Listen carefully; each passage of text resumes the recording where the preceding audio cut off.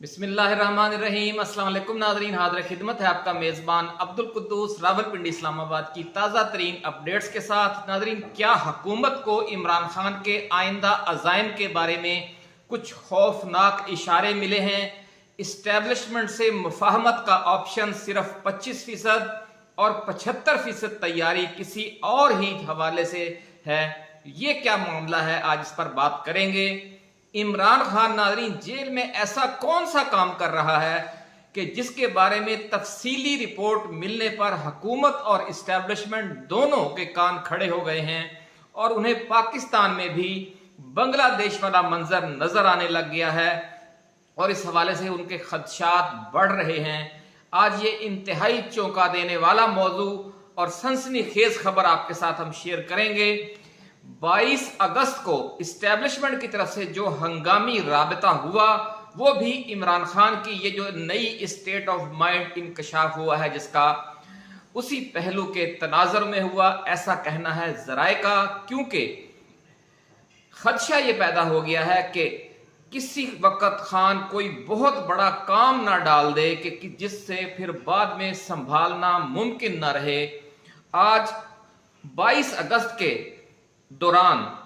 इमरान खान ने जिस हिकमत अमली से काम लिया,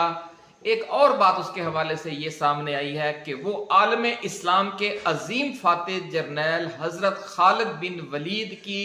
किस स्ट्रेटजी की पैरवी थी कि जिसने बाद में पूरे मशरक़ वुस्ता का मंजर ही बदल दिया था 1400 साल पहले। आज हजरत खालिद बिन वलीद की इसी तारीखी हिकमत अमली और इस पर एतराज करने वाले मुनाफिकीन और कुछ मुसलमानों के भी उनके हम आवाज बन जाने वाला तारीखी वाकया भी हम आपको सुनाएंगे और फिर इसी तनाज़े को रसूलुल्लाह सल्लल्लाहु अलैहि वसल्लम ने किस फरमाने आलीशान के साथ खत्म करवाया कि जिससे हजरत खालिद बिन वलीद और उनके साथी जांबाज सहाबा कराम की शान मजीद बढ़ गई, ये भी आज आपको हम बताएंगे। और फिर इसका लिंक क्या है इमरान खान की स्ट्रेटजी के साथ, ये भी आज आपको हम इंकशाफ करेंगे। नाजरीन, वीडियो की तफसीलात में जाने से पहले कुछ जिक्र हो जाए आज की जो कुछ न्यूज अपडेट्स हैं उनका। ये जो हुकूमत ईवान में 2/3 अक्सरियत के साथ आईनी तरमीम करने की तैयारियां कर रही है, ऊंची दुकान फीका पकवान, ये 2/3 अक्सरियत इकट्ठी करते फिर रहे थे, इनसे 1/3 भी पूरी नहीं हुई। और आज कौमी असम्बली के इजलास में कोरम भी पूरा नहीं था और तहरीक इंसाफ के निशानदही करने पर इजलास को फिर जुमा तक मुलतवी कर दिया गया। एक और अच्छी खबर नाजरीन ये है कि तोशा खाना 2 केस में इमरान खान और बुशरा बीबी की जो दरखास्तें, जमानत की दरखास्तें एहतसाब अदालत में दायर की गई थी वो समाअत के लिए मुकर्रर हो गई हैं और एहतसाब अदालत ने इस हवाले से 30 अगस्त को समाअत का दिन मुकर्रर कर दिया है और केस का तमाम रिकॉर्ड नैब से तलब भी कर लिया है। नाज़रीन, वीडियो की तफसील में जाने से पहले हम नए आने वाले दोस्तों को याद करवाएंगे कि वो इस चैनल को सब्सक्राइब करके बेल आइकन जरूर दबा दें ताकि हमारी नई आने वाली ऐसे ही एक्सक्लूसिव रिसर्च बेस्ड और तारीखी हवालों वाली जो वीडियोस हैं वो आपको बर वक्त मिलती रहें और कोई अहम वीडियो आपकी नजरों में आने से रह न जाए। नाज़रीन, अब आते हैं वीडियो के असल मौजू की तरफ। ऐसी वीडियोस बहुत कम बनती हैं, इसलिए आपने बड़ी तवज्जो से सुननी है। नाज़रीन, इमरान खान की अडयाला जेल में 24 घंटे की जो सरगर्मियां हैं उसके हवाले से जो रिपोर्ट हुकूमत और मुख्तलिफ इदारों को पेश की गई है उसके मुताबिक अदालत में पेशी और वहां मीडिया टॉक के अलावा कप्तान की सिर्फ 2 ही दिलचस्पियां हैं। एक तो वो अपनी एक्सरसाइज वाली जो साइकिल है उस पर बहुत ज्यादा वर्जिश करते हैं और अपने आप को उन्होंने जिस्मानी तौर पर अपने वजारत उज़्मा के जमाने के मुकाबले में भी बहुत ज्यादा फिट कर लिया है, जिसकी वजह से जब अब उनका ब्लड प्रेशर, दिल की धड़कन और शुगर वगैरह चेक की गई तो जो रिपोर्ट आई वो बिल्कुल जवानों और नौजवानों वाली थी। अल्हम्दुलिल्लाह। दूसरे उनके बारे में नाज़रीन ये कहा जा रहा है कि वो दिन का बाकी सारा वक्त किताबें पढ़ते रहते हैं। किताबें पढ़ना ना कोई जुर्म है और ना कोई तशवीशनाक बात, लेकिन जिस चीज ने हुकूमत और इदारों के कान खड़े किए वो किताबों के मौजुआत हैं। جن کا وہ پچھلے 1 سال سے مسلسل مطالعہ کر رہے ہیں۔ عمران خان نے پچھلے 1 برس میں جن کتابوں کا مطالعہ کیا وہ جیل سے بھی انہیں فراہم کی گئیں اور پھر کچھ بہت سی کتابیں انہوں نے باہر سے بھی منگوائیں۔ ان کی ایک مکمل فہرست سرکاری ریکارڈ میں موجود ہے۔ اس فہرست نے اصل میں پریشان کیا ہے اور خوف و ہراس پھیلایا ہے۔ یہ آج بڑا دلچسپ ناظرین آج ہم آپ کے ساتھ انکشاف کرنے جا رہے ہیں، اور یہی بنیادی آج کا موضوع ہے ہمارا، کہ یہیں سے آپ کو اندازہ لگانے میں آسانی ہوگی، اور کچھ اسٹیبلشمنٹ اور حکومت کو بھی اندازہ ہو گیا ہے کہ عمران خان کے دل و دماغ میں کیا بھون چال آیا ہوا ہے اور کیا کچھ چل رہا ہے۔ ذرائع کا دعویٰ ہے ناظرین کہ عمران خان ایک کتاب پڑھنے میں 1 دن لگاتے ہیں، زیادہ سے زیادہ 2 یا 3 دن لگا دیں، ورنہ وہ 1 ہی دن میں کتاب ختم کر دیتے ہیں پوری۔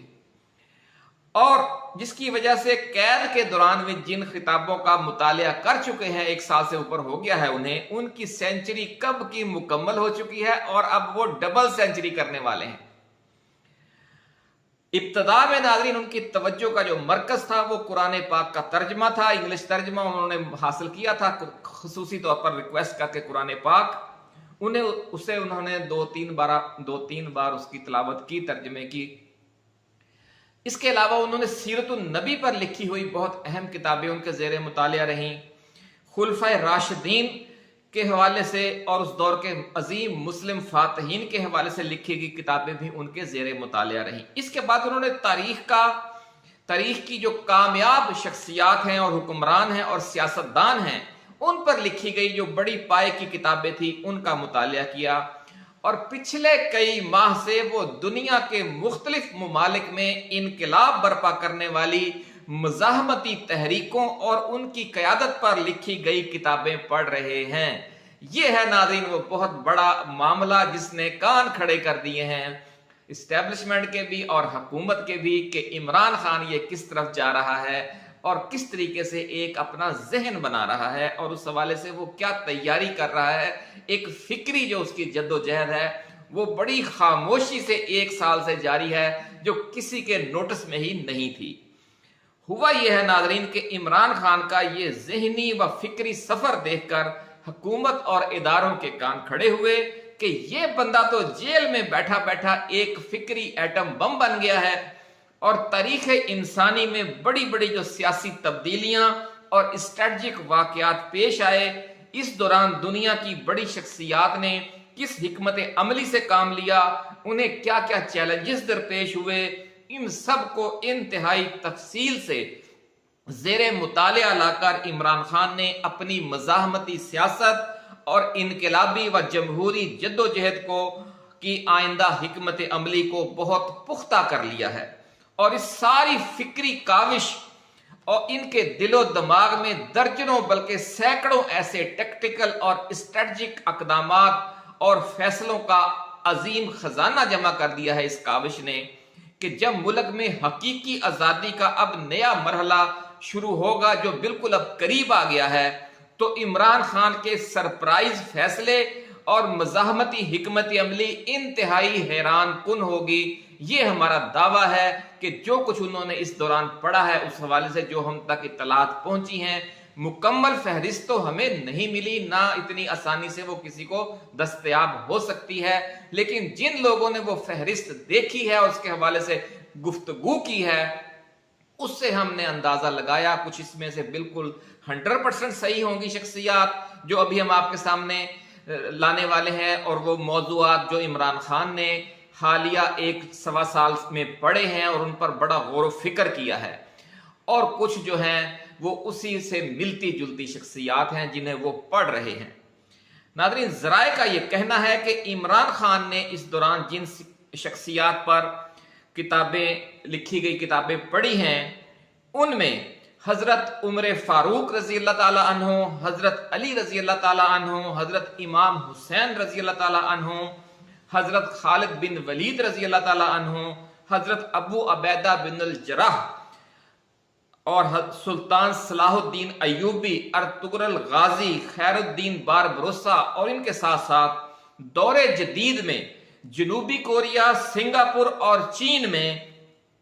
غربت اور کرپشن کے چنگل سے عوام کو نکالنے والی جو ایک تحریکیں چلی اور جو سسٹم آف دا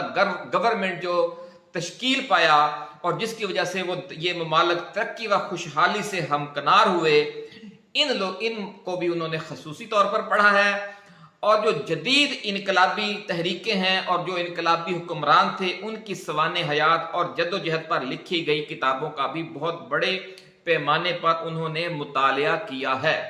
اس کے علاوہ جو کتابیں انہوں نے پڑھی ہیں اس میں Nelson Mandela, Che Guevara, Mao Zedong, Abraham Lincoln, sir Winston Churchill, Hitler, Mussolini, Chou En Lai, Deng Xiaoping, Fidel Castro, Karl Marx, Lenin, چنگیز خان اور جو اور بڑی بڑی شخصیات ہیں جنہوں نے بالکل دنیا کو بدل کر رکھ دیا، ان کو انہوں نے پڑھا ہے۔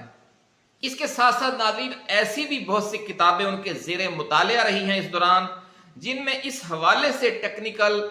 اور اعداد و شمار اور ڈیٹا کے ساتھ باقاعدہ جو انٹرنیشنل ڈیٹا ہے یہ بحث کی گئی ہے کہ دنیا 2035 میں کیسی ہوگی یا 2050 میں کیسی ہوگی، اس وقت کون کون سے بلاک ہوں گے، معاشی بلاک، اسٹریٹجک بلاک، کون سے ملک ترقی کر رہے ہوں گے اور کون سے ملک پیچھے جا رہے ہوں گے۔ اس حوالے سے جو مستقبل قریب کی عالمی کشمکش ہے، دفاعی کشمکش بھی، اسٹریٹجک کشمکش بھی اور معاشی کشمکش بھی اور سیاسی کشمکش بھی، اس سارے کا انہوں نے مطالعہ کر لیا ہے۔ ناظرین یہ تو ایک حقیقت ہے کہ ہر مثبت اور نیک خیال مالک کائنات کی عطا ہوتا ہے۔ عمران خان کو اڈیالہ جیل میں بٹھا کر اس کی عظیم فکری نشو و نما کرنا بلا شبہ اللہ رب العزت کی عطا ہے، کیونکہ اس عظیم لیڈر کو اقتدار اس لیے عطا نہیں کیا گیا کہ یہ بھی نواز شریف اور زرداری کی طرح اپنی اربوں خربوں روپے کی جائیدادیں بنائے، یا اپنے جو رفقا کار ہیں حکومت کے بڑے اپنے ساتھی جیسے جہانگیر ترین اور علیم خان تھے، اس طرح کے لوگ جو اس کے ساتھی لیڈر ہوں وہ بھی امیر سے امیر تر ہونا شروع ہو جائیں۔ عمران خان کو قدرت اس لیے سیاست اور اقتدار میں نہیں لائی، اسے کسی اور کام کے لیے لایا گیا ہے۔ وہ کام کیا ہے؟ اسے اقتدار اپنے ملک، اپنی قوم، امت مسلمہ اور عالم انسانیت کی فلاح و بہبود کے لیے دیا گیا۔ اس طرف چونکہ معاملہ نہیں چل سکا، دائیں بائیں اور آگے پیچھے سے انہیں گھیرا ہوا تھا کرپٹ لوگوں نے اور جو سسٹم کا حصہ تھے، اس لیے قدرت نے اس سے وہ موقع چھین کر اسے وہاں سے باہر نکال دیا۔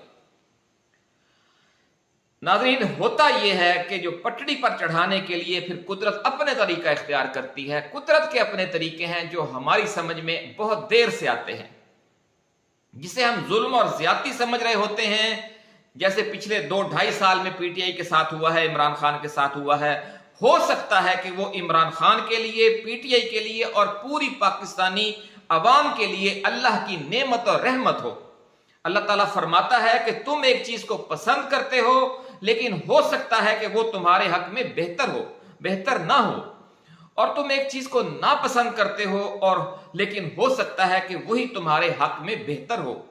اور جب اللہ کسی کے ساتھ بھلائی کا ارادہ فرماتا ہے تو اسے آزمائش کی بھٹی سے گزارتا ہے، چاہے وہ کوئی فرد ہو، کوئی گروہ ہو، کوئی قوم ہو یا کوئی ملک ہو۔ جس طرح سونے کو آگ میں تپا کر کندن بنایا جاتا ہے اور لوہے کو آگ کی بھٹی میں ڈال کر فولاد اور اسٹیل بنایا جاتا ہے، اللہ رب العزت نے بھی عمران خان اور پی ٹی آئی اور پاکستانی قوم کو اسی طرح آگ کی بھٹی میں ڈال کر کندن اور اسٹیل بنانے کے راستے پر ڈالا ہوا ہے۔ اس عمل سے پی ٹی آئی میں موجود بہت سا مفاد پرست طبقہ زنگ کی طرح جو تھا وہ جھڑ گیا ہے یا جل گیا ہے۔ جس طرح پانی سٹرلائز ہو کر پیور ہو جاتا ہے، پاک صاف ہو جاتا ہے، اسی طرح کا معاملہ پی ٹی آئی کے ساتھ ہو رہا ہے۔ نہ آج کی پی ٹی آئی وہ پی ٹی آئی ہے جس نے 2018 کا الیکشن جیت کر حکومت بنائی تھی، اور نہ آج کا عمران خان وہ عمران خان ہے جو 2018 میں وزیر اعظم بنا تھا۔ ناظرین یوں سمجھ لیں کہ آپ کا کپتان 2018 میں آئرن مین تھا اور آج مین آف اسٹیل بن چکا ہے، جس کو زنگ نہیں لگتا۔ اس لیے اس بار جب انشاءاللہ پاکستان تحریک انصاف کو اقتدار ملے گا اور عمران خان ملک کا وزیر اعظم بنے گا تو اس حکومت کی پالیسیاں پاکستان کو بھی امریکہ، چین، جنوبی کوریا اور سنگاپور کی طرح چند اشروں کے اندر ہی ایک ترقی یافتہ اور خوشحال ملک بن جانے کے راستے پر ڈال دیں گی، اور ملک میں حقیقی معنوں میں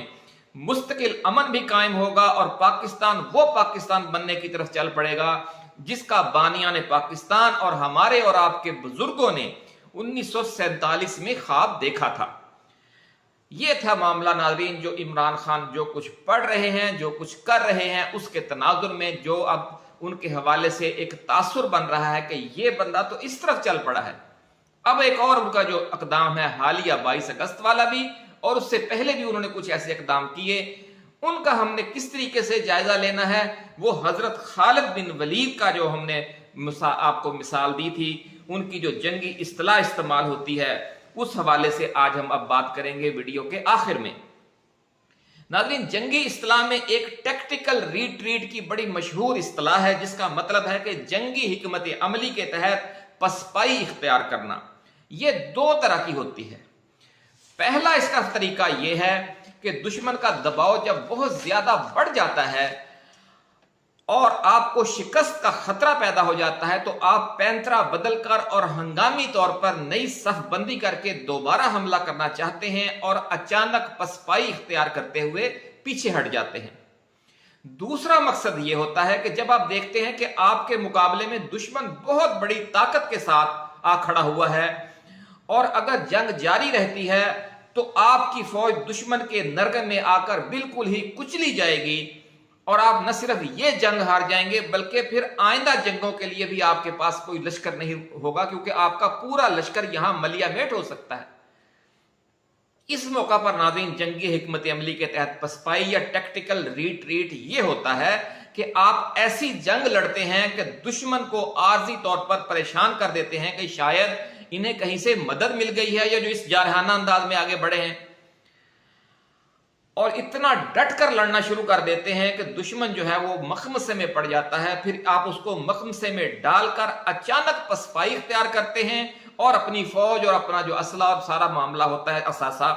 اسے دشمن کے نرغے سے نکال کر واپس اپنے محفوظ ٹھکانوں میں چلے جاتے ہیں۔ یوں آئندہ جنگوں کے لیے آپ اپنے آپ کو اور اپنے لشکر کو بچا لیتے ہیں، اور پھر بھرپور تیاری کے بعد یہی لشکر دوبارہ حملہ آور ہوتا ہے اور فتوحات حاصل کرتا ہے۔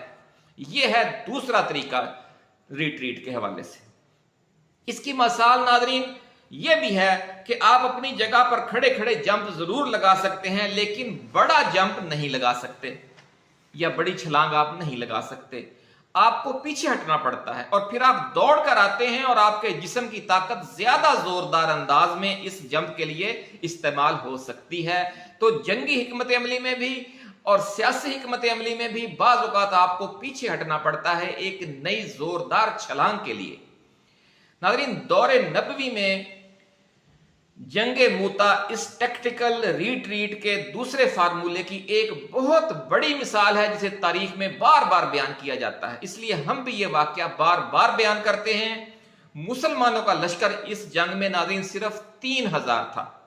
اور دشمن کچھ لوگ کہتے ہیں 40,000 تھا اور کچھ کہتے ہیں کہ 1,00,000 تھا۔ یہ رومی فوج تھی جو مد مقابل تھی 3000 مجاہدین کے، اور سامنے یہ 1,00,000 کا لشکر تھا، اس کے سامنے 3000 مجاہدین تھے، اور پیچھے دریائے اردن تھا، یعنی پیچھے دریا تھا، سامنے دشمن تھا۔ مسلمانوں کے 3 سپہ سالار پے در پے یعنی یک کے بعد دیگرے شہید ہو چکے تھے۔ اس موقع پر لشکر میں موجود بڑے صحابہ کرام کی نظر حضرت خالد بن ولید پر آ کر ٹھہر گئی، اور ہنگامی حالات میں صلاح و مشورہ کر کے پھر انہیں نیا سپہ سالار منتخب کر لیا گیا۔ آپ نے حضرت خالد بن ولید نے ہنگامی حکمت عملی بنا کر ایک زوردار جنگ لڑی، اور اس روز آپ کے ہاتھ میں 9 تلواریں ٹوٹی۔ اس کے ساتھ ساتھ آپ نے کچھ مجاہدین کو پیچھے بھیجا جنہوں نے دریا پر ٹوٹا ہوا کشتیوں کا پل دوبارہ تعمیر کر دیا۔ دشمن کو خوفناک حملے کر کر کے مخمصے میں ڈال کر حضرت خالد بن ولید نے اس رات اچانک پسپائی اختیار کی اور اپنے لشکر کو بچا کر مدینہ واپس آ گئے۔ اس پر ناظرین منافقین نے प्रोपेगंडा शुरू कर दिया कि ये 3000 मुजाहिदीन सहाबा कराम मौत के खौफ से मैदान जंग से फरार होकर वापस आए हैं, और इसके हवाले से उन आयात का इत्तलाक करने लगे जिनमें मैदान जंग में जो भगौड़े होते हैं, जो असल में उनके लिए वो आयात नाज़िल हुई हैं। आप देख लें नाज़रीन कि ये जो आयात को किसी और मकसद के लिए इस्तेमाल करना, ये आजकल ये काम नहीं हो रहा, दौरे नबवी में भी ये काम हुआ, और हजरत खालिद बिन वलीद और 3000 अजीम जानसार सहाबा कराम के हवाले से ये काम हुआ। और जो बेवफाई और गद्दारी के हवाले से जो मुसलमानों को सख्त वईद सुनाई गई है मैदान जंग में, उस अमल की मजम्मत की गई है, उसका अतलाक जो है वो इन अजीम मुजाहिदों पर करना शुरू कर दिया मुनाफिकों ने। और उनकी देखा देखी जिस तरह हम देखते हैं कि आजकल भी कुछ सादा लोग जो हमारे साथी हैं, मुसलमान भाई हैं, वो भी मुखालफीन के प्रोपेगंडे से मुतासर होकर बाज़ औक़ात उन्हीं की जुबान बोलने लग जाते हैं और वही इतराज़ात करने लगे। यार बात तो वो ठीक कह रहा है। ये होता है बाज़ औक़ात। जंगे मूता से नाज़रीन मुजाहिदीन की वापसी के हवाले से जारी इस प्रोपेगंडे से बहुत से आम मुसलमान भी मुतासर हो गए, और इन सहाबा कराम और जो मुजाहिदीन थे उन पर तरह तरह के सवालात करने लगे। उन्हें रस्ते में रोक कर खड़े हो जाते, भाई ये कैसे हुआ, क्यों हुआ, फिर आप लोग वापस आ गए, आपको यकीन नहीं है, आपको मौत का डर था, इस तरह की बातें शुरू करने लग गए। तारीख की कुछ किताबों में तो नाज़रीन यहां तक लिखा है कि इस प्रोपेगंडे ने कुछ ऐसे मुजाहिदीन को इतनी ज़हनी अजियत दी कि उनकी कुछ तादाद ने मस्जिद नबवी में आना ही छोड़ दिया और घर में ही नमाजें पढ़ना शुरू कर दी। और फिर यूं हुआ कि अल्लाह रब्बुल इज़्ज़त का हुक्म आ गया और रसूलुल्लाह सल्लल्लाहु अलैहि वसल्लम ने मुसलमानों को मस्जिद नबवी में जमा करके जंगे मूता के मुजाहिदीन के इस अमल यानी टैक्टिकल रिट्रीट की वजाहत फरमाई और उनके जज्बे की सच्चाई की गवाही दी और फरमाया कि इनका अल्लाह की बारगाह में आला मुकाम है। आपने इस मौके पर बड़ा जबरदस्त लफ्ज इस्तेमाल किया और फरमाया कि हजरत खालिद बिन वलीद और जंगे मूता के 3000 जो मुजाहिदीन हैं उनका मैदान जंग से वापस आना फरार नहीं करार है। बड़ा जबरदस्त लफ्ज आपने इस्तेमाल किया कि ये फरार नहीं करार है। नाज़रीन, करार बार बार हमला करने को और पलट कर हमला करने को कहते हैं कि इसमें जब मुजाहिद पीछे हटता है तो वो डर कर पसपा नहीं हो रहा होता बल्कि पलट कर वार करने के लिए पीछे हटता है जंगी हिकमत अमली के तहत। रसूलुल्लाह सल्लल्लाहु अलैहि वसल्लम ने फरमाया कि जंगे मूता के मुजाहिदीन मैदान जंग से भागने की नीयत से नहीं बल्कि बार बार मैदान जंग में जाने की नीयत से पीछे आए हैं। वो दोबारा मैदान जंग में जाने की नीयत से वापस आए हैं, इसलिए ये फरार नहीं करार है। और नाज़रीन, फिर तारीख ने देखा कि जंगे मूता के इन्हीं मुजाहिदीन ने और उन्हीं के सिपा सलार हजरत खालिद बिन वलीद ने दौरे नबवी में भी और खिलाफत राशिदा के दौर में भी बार बार मैदान जंग में जाकर रसूलुल्लाह सल्लल्लाहु अलैहि वसल्लम के फरमान को सच साबित कर दिया कि ये फरार नहीं करार है। और ये तो आप जानते हैं नाज़रीन कि इसी जंग में शुजात का बेमिसाल मुजाहरा करने पर हजरत खालिद बिन वलीद को रसूलुल्लाह सल्लल्लाहु अलैहि वसल्लम ने सैफुल्लाह का खिताब दिया, यानी अल्लाह की तलवार। तो अब देखिए कि कुछ मुनाफिकों और कुछ मुसलमानों का इस हवाले से क्या नुक्ता नजर है और अल्लाह का, अल्लाह के रसूल का और हकीकत में उस वाक़े की क्या पहचान है। तो इसलिए ये हमने वाक़या बयान किया कि जब आपकी क़यादत टैक्टिकल रिट्रीट करती है तो उसे यू टर्न खान और फलाना और ये भाग गया और इस तरह की जो बातें शुरू कर दी जाती हैं और उस प्रोपेगंडे से हमारे अपने साथी, हमारे अपने दोस्त और पाकिस्तानी कौम का कुछ हिस्सा मुतासर हो जाता है, तो आपने आइंदा ऐसी किसी बात से मुतासर नहीं होना। यह देखना है कि उस शख्स का अज़्म, उस शख्स की नीयत क्या है। क्या वो दोबारा हमला करने के लिए, बार बार हमला करने के लिए पीछे हटा है या किसी मौके पर उसने टैक्टिकल रिट्रीट किया है या वो बिल्कुल ही मैदान छोड़कर भाग गया है। दोनों में बहुत फर्क है नाज़रीन, भगोड़े में और करार में बेपनाह फर्क है, फरार में और करार में बिल्कुल फर्क है, जैसा कि रसूलुल्लाह सल्लल्लाहु अलैहि वसल्लम ने फरमाया। तो नाज़रीन, ये तारीखी मिसाल हमने इसलिए दी है कि हमारे बहुत से दोस्त इमरान खान के किसी टैक्टिकल रिट्रीट पर गलत फहमी का शिकार हो जाते हैं और नून लीग समेत सियासी मुखालफिन के प्रोपेगंडे के जहनी असर में आ जाते हैं। حالانکہ عمران خان نے اپنی 28 سالہ جدوجہد میں مستقل پسپائی کا ذہن ایک دن کے لیے بھی نہیں بنایا. وہ جب بھی پیچھے ہٹتا ہے پلٹ کر نیا وار کرنے کی نیت سے ہٹتا ہے. اس لیے اس کے کسی عمل کو یو ٹرن یا فرار سمجھنا بے وقوفی ہے. وہ فرار نہیں ہوتا بلکہ قرار ہوتا ہے. اس لیے آپ کو اپنے قائد کے ہر عمل پر اور ہر حکمت عملی پر پورا یقین رکھنا چاہیے کہ انشاءاللہ العزیز وہ زندگی کی آخری سانس تک ہار نہیں مانے گا اور قرار بنے گا، یعنی بار بار حملہ کرنے والا بنا رہے گا. اور حضرت علی رضی اللہ تعالی عنہ کا جو لقب ہے حیدر قرار، وہ بھی اسی شان، آپ کی اسی شان کی وجہ سے ہے کہ ایسا شیر، حیدر شیر کو کہتے ہیں اور قرار بار بار حملہ، کہ ایسا شیر ہے حضرت علی رضی اللہ تعالیٰ ایسے شیر ہیں جو بار بار حملہ کرتا ہے. ناظرین انشاءاللہ العزیز اس جنگ میں بھی جو آج آپ اور ہم اور عمران خان لڑ رہے ہیں، فتح 25 کروڑ پاکستانی عوام کی قسمت میں لکھ دی گئی ہے. اور یہ فتح اس لیے ہے کہ یہ قوم بھی قرار ہے، اس کا لیڈر بھی قرار ہے، اور اس جنگ کے آخری مارکے اب تقریباً شروع ہونے والے ہیں اور کامیابی اب زیادہ دور نہیں رہی. پولیٹیکل سائنس کا ناظرین بہت مشہور کوٹ ہے کہ history is the root of political science and political science is the fruit of history. یعنی تاریخ جو ہے وہ سیاست کی جڑ ہے اور سیاست جو ہے وہ تاریخ کا پھل ہے. اسی لیے ہم آپ کو تاریخ سے یہ ساری مثالیں دیتے ہیں، اور عمران خان بھی یہ ساری تاریخ اس 1.25 سال میں بڑی تفصیل سے پڑھ چکا ہے. وہاں سے اس نے سیکھ لیا ہے ماؤ زے تونگ نے کیسے کیا، چی گویرا نے کیسے کیا، چین، سنگاپور، جنوبی کوریا اور دنیا کے ممالک میں تبدیلی کیسے آئی، حقیقی تبدیلی، سچی خوشحالی، اچھی ترقی، یہ ساری کیسے ہوئی، حقیقی انقلاب کیسے برپا ہوا، کیا کیا چیلنج درپیش ہوتے ہیں اسٹیبلشمنٹ کی طرف سے، عالمی طاقتوں کی طرف سے اور سیاسی مخالفوں کی طرف سے، کرپشن کی وجہ سے، مافیاز کی وجہ سے کس کس طرح راستے میں رکاوٹیں آتی ہیں، دور جدید کے چیلنجز کیا ہیں، تاریخ میں کیا چیلنجز رہے ہیں. ان سارے معاملات کو عمران خان نے دوبارہ پڑھ کر، بڑی تفصیل سے پڑھ کر اپنی ذہنی فکری جو بیٹری ہے وہ چارج کر لی ہے، اور اس علم و حکمت کے جو موتی ہیں وہ تلاش کر کر کے محفوظ کر لی ہیں اپنے ذہن میں، کیونکہ وہ جانتا ہے کہ یہ بھی ممکن ہے کہ ڈائلاگ سے کام نہ بنے اور مزاحمتی تحریک ناگزیر ہو جائے. اور کپتان نے ناظرین اسی حوالے سے بھرپور تیاری شروع کر دی ہے. کر لی ہے. جو یہ گفتگو آئی ہے، ان کے جو زیر مطالعہ کتابیں رہی ہیں اس دوران میں، ان کی جو اس کی فہرست اور موضوعات کی جو ہمارے تک رپورٹ پہنچی ہے، اس کا یہ نتیجہ ہے کہ آپ کا کپتان ذہنی جنگی فوجی مشقیں کر چکا ہے. الحمدللہ. اپنا خیال رکھیے گا. اللہ حافظ. پاکستان زندہ باد.